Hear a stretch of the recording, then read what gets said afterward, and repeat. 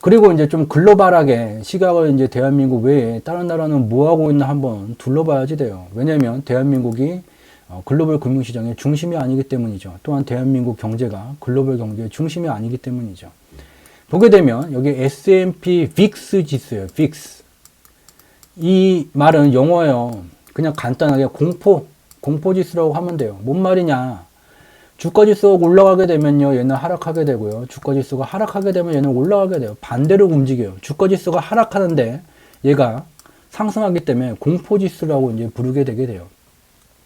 그래서 이 빅스 지수, 공포지수를 보게 되면 1월과 2월 중에 이제 중화인민공화국 내 코로나가 이제 확산이 되게 되면서 중국의 공장이 멈춰서는 현상 때 주가가 급락이 나타나게 됐고, 빅스 공포지수는 이때 상승을 하게 돼요. 그 뒤에 이제 진정국면으로 들어갔다가 3월로 진입하게 되면서 코로나19가 야 중국을 넘어서 다른 나라로 지금 전이되고 있는 중이다. 큰일 났다. 야 공포지수가 그럼 움직여야 돼요.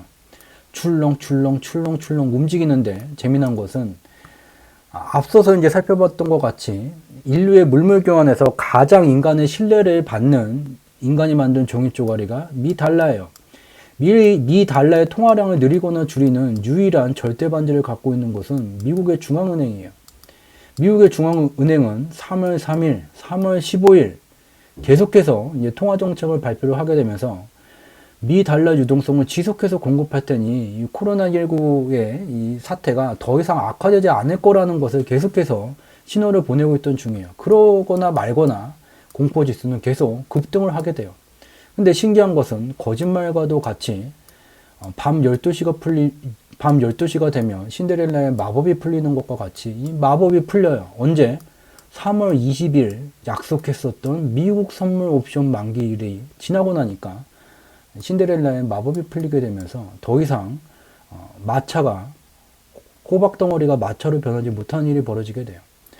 그 이후에 3월 20일 옵션 만기일 이후에 다시 이제 반등 기미가 보이게 되자 이러한 시기에 이제 미국의 중앙은행은 야 여하튼 간에 지금 글로벌 경제가 위기에 빠졌고 신흥국가들 포함한 주요 국가들이 미달러 유동성이 자국 국가에서 빠져나간다. 투자 자본이 빠져나가면서 미달러 유동성이 부족하다는 얘기를 하고 있다. 그러면 통화 스와프로도 안 된다면 원하는 만큼 필요에 따라서 무제한으로 달러를 공급해 줄게 걱정 마 라는 것을 발표하게 돼요. 그 이후에 이제 공포지수는 진정국면으로 가다가 중요한 것이 빅스 이 공포지수가 이 일정 수준을 넘어서는 과도한 이제 상승을 하게 된 임계 수준이 여긴데 이게 굉장히 중요하게 돼요. 3월 31일 날 이 피마 레포라는 기구를 미국의 중앙은행이 만들게 돼요. 이것도 어려운 말이에요. 뭔 말인고 하니 간단해요.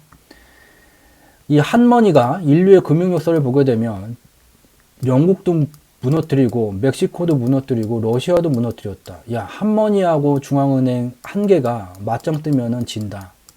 그리고 아시아는 여러 개의 중앙은행이 한 번에 무너졌다. 야 이게 웬만해선 얘네가 지금 1대 18 정도까지는 싸우는 것 같아. 그러면은 전 세계에 있는 중앙은행을 다 묶어버리자. 그래도 지면은 어떡해? 걱정하지 마.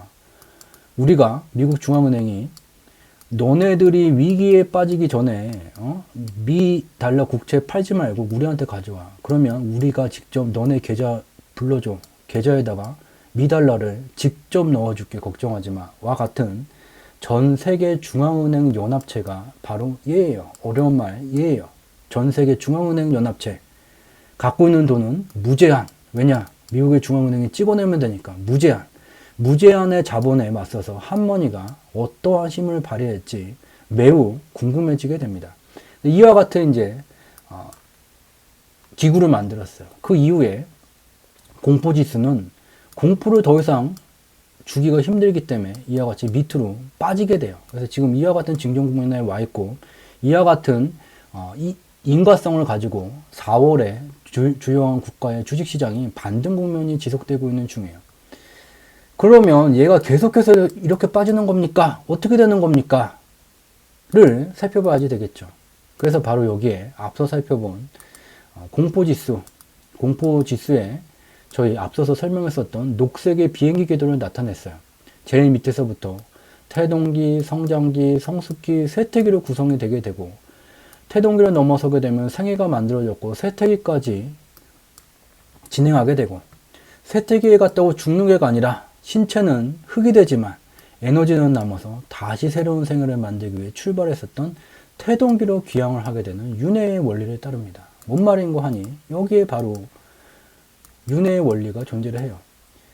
2008년에서 2009년경에 이 공포 지수는 최종 목적지인 쇠퇴기에 도착을 하게 됐어요. 생애가 끝났어요. 이제 에너지만 남고 몸은 흙이 됐어요. 이 에너지는 사라지지가 않고 우주의 에너지로 환원돼서 새로운 생애를 만들기 위해서 출발했었던 태동기까지 귀향을 하는 경로가 설정이 되게 돼요. 근데 녹색의 비행기 궤도에는 중간에 이렇게 붉은 선이 존재하게 돼요. 이게 비행기가 잠시 이제 거쳐가게 되는 경유지, 즉 여기서는 평균 하락 속도를 의미하게 돼요.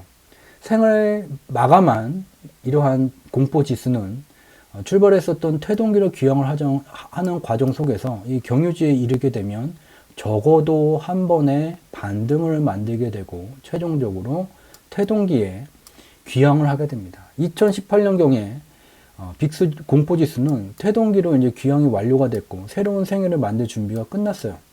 그리고 2018년 말서부터 태동기를 넘어서게 되면서 새로운 생애가 만들어지게 됐고 2019년 기간에 다시 붉은색 선 경유지까지 상승이 나오게 됐어요. 상승할 때도 경유지에 거치게 되면 일정 기간 조정을 받게 되고 그 뒤에 상승이 나오게 되는데 이것을 1차 상승이라고 말하고 2차 상승은 경유지까지 경로가 설정되는 게 아니라 쇠퇴기까지 경로가 설정되게 돼요. 이와 같은 것은 어떠한 경제지표 데이터가 됐던 미국의 삼성전자의 주가지수가 됐던 미국의 테슬라의 주가지수가 됐던 모두 동일하게 적용이 되게 됩니다. 그래서 보게 되면 새로운 생애가 만들어졌고 이 2월과 3월의 급락때 공포지수는 기존에 설정되어 있는 항로에 따라서 운행이 완료가 됐어요. 그렇기 때문에 얘가 태동기로 되돌아가는 경로가 설정이 됐기 때문에 반등 국면이 진행되고 있는 거예요. 근데 중요한 것은 4월의 반등이 언제까지 지속이 될까요? 여기에 있어요. 생애를 마감한 공포지수는 아예 죽어버리는 게 아니라 다시 새로운 생애를 만들기 위해 출발했었던 태동기로 가게 되고 붉은색 경유지에 이르게 되면 적어도 한 번에 반등을 만들고 태동기로 가게 됩니다. 즉 이러한 기간에 주식시장은 반등을 잠시 멈춰야지 되게 됩니다. 그래서 4월에 글로벌 주식시장의 반등이 언제까지 지속될까요? 라고 물으신다면 이 공포지수의 비행기 궤도를 통해서 그것이 언제쯤이 될지 이 데이터가 실시간으로 조회가 된다면 좋겠지만 아쉽게도 실시간 데이터는 아니에요. 그래서 그렇기 때문에 정확하게 내일서부터 몇 시간 뒤부터 반등이 끝납니다 라고는 말할 수는 없지만 얘가 지금 위로 갈지 밑으로 갈지 이것을 알 수는 있게 돼요. 그래서 4월에 주식시장의 반등 국면이 지속되는 것은 아니다 라는 것을 알 수 있게 됩니다. 그래서 여기까지가 저희 경제지표 스토리텔링에서 준비한 두 번째 내용, 4월에 글로벌 주식시장의 반등 국면이 언제까지 지속이 될까를 살펴볼 수 있는 여러 경제지표 중 한 가지를 가져와서 설명을 드리는 내용이었습니다. 저희는 주관적으로 좋다 싫다 또는 어느 정당을 지지한다 지지하지 않는다와 같은 주관과 정치색을 철저히 배제합니다. 우리 주변에서 벌어지는 여러 경제 현상들을 찾아내게 되고 그러한 현상이 발생되게 된 원인을 숫자로 표현된 경제지표의 인과 분석을 통해서 살펴보게 됨으로써 우리의 삶에 다가오는 방향성을 미리 파악하고 대비할 수 있게 하는 것이 목적입니다. 저희는 늘 이와 같은 양질의 콘텐츠를 제공하기 위해서 지독, 중독, 고독의 3독의 정진을 지속할 것을 약속드리면서 오늘 준비된 방송은 여기서 마치도록 하겠습니다. 늦은 시간까지 함께 참여해 주셔서 진심으로 감사드리겠습니다. 감사합니다.